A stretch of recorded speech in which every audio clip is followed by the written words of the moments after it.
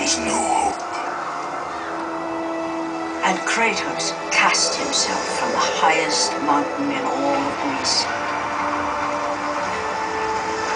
After 10 years of suffering, 10 years of endless nightmares, it would finally come to an end.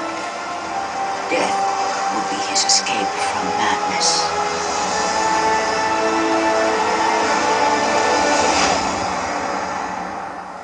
But it had not always been this way. Kratos had once been champion of the gods.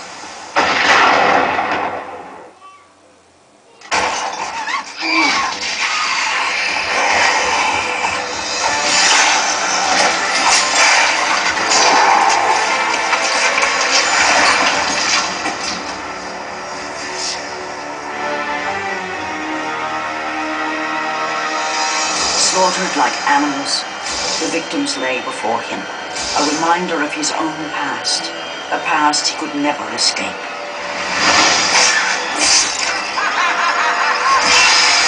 His only solace was the sea, endlessly sailing from one harbor to the next, in service to the gods of Olympus.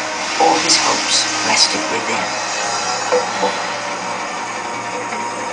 For no matter how much wine he consumed or how many women he took to his bed, nothing on earth could rid him of the horrors that plagued his mind.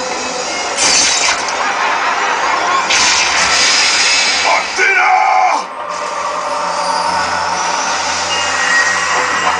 10 years ago, I have faithfully served the gods for 10 years. When will you relieve me of these nightmares? We request one final task of you, Kratos. Your greatest challenge awaits in Athens, where even now my brother Ares lays siege as we speak. Athens is on the verge of destruction. It is the will of Ares, my great city born. Zeus has forbidden the gods from waging war on each other. That is why it must be you, Kratos. Only a mortal trained by a god has a chance at defeating Ares. And if I am able to do this, to kill a god, then the visions, they will end? Complete this final task, and the past that consumes you will be forgiven. Have faith, Kratos. The gods do not forget those who come to their aid. Leaving the rotting carcass of the Hydra behind, Kratos set sail once more. His greatest challenge and freedom from his growing madness lay before him in the ancient city of Athens.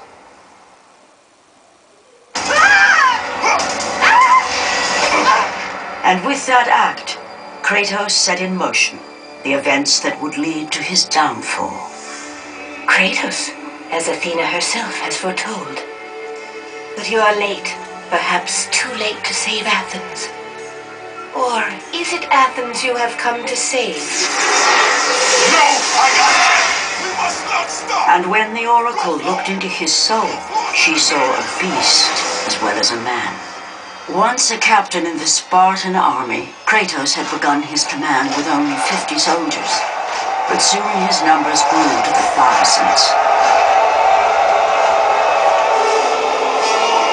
His tactics were brutal, but effective. Drunk with power, he was feared by all, except one. His wife was the only one to brave his fury. How much is enough, Kratos? When will it end? When the glory of Sparta is known throughout the world. The glory of Sparta. You did this for yourself. His desire for conquest knew no bounds, but that which he desired would ultimately consume him.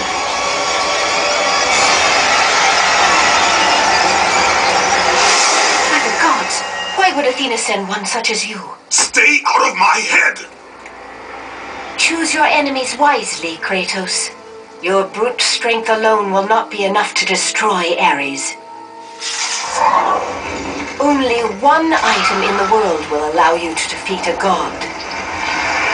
Pandora's box, which lies far beyond the walls of Athens, hidden by the gods across the desert to the east. But be warned, Kratos. Many have gone in search of Pandora's box. None have returned.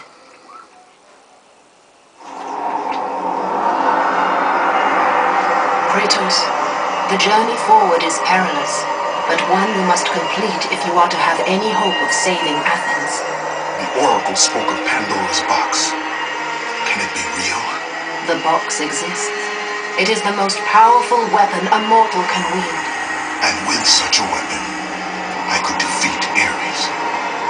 With the box, many things become possible, and so it is hidden well, far across the desert of lost souls. There is safe passage through the deadly sands, but only those who hear and follow the siren's song will discover it. You must find the sirens, Kratos. Only they can guide you to Kronos, the Titan. A Titan lives. Kronos is the last. Zeus has commanded him to wander the desert endlessly, the temple of Pandora chained to his back, until the swirling sands rip the very flesh from his bones. Stay true to the song of the siren, Kratos. Your journey begins here. Pray it leads you back to Athens, with Pandora's box. The wrecked bodies of those who had gone in search of Pandora's box lay before him, and at once Kratos knew who was responsible. For this was not the first time he'd seen the ruin Ares and his minions had left in their wake. Kratos had experienced it firsthand years before. The youngest and boldest captain in the Spartan army, Kratos inspired fierce loyalty in his men.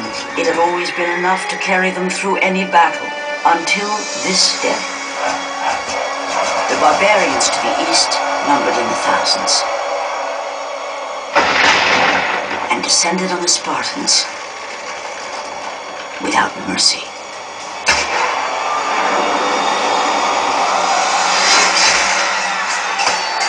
The battle lasted near hours.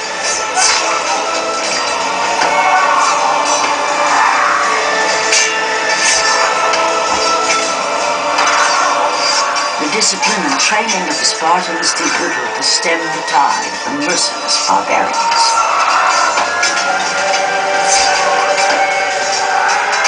The soldiers faced a massacre, while their young captain faced the end of his brilliant career and his life.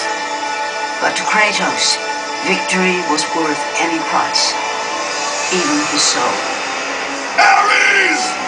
Destroy my enemies, and my life is yours.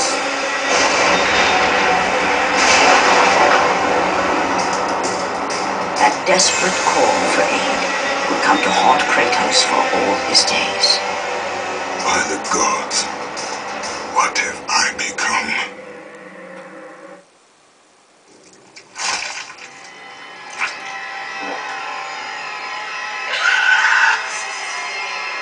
Kratos had been in service to the gods long enough to know the Harpy had been sent as a warning, a reminder from his former master of the decision that had cost Kratos everything. Had it been that long since he'd almost met his end at the hands of the barbarians? That long since he'd traded everything to save himself? Ares! The sky split apart, and the god of war stepped through. Descending from Olympus, he saw the makings of a god in a mere mortal. Ares would save Kratos.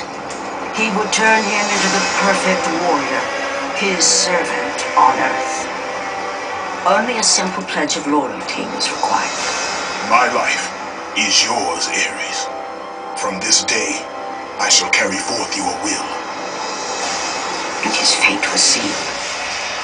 As promised, Ares rescued his new disciple, bringing forth the power of a god, destroying those who would slaughter Kratos and his men.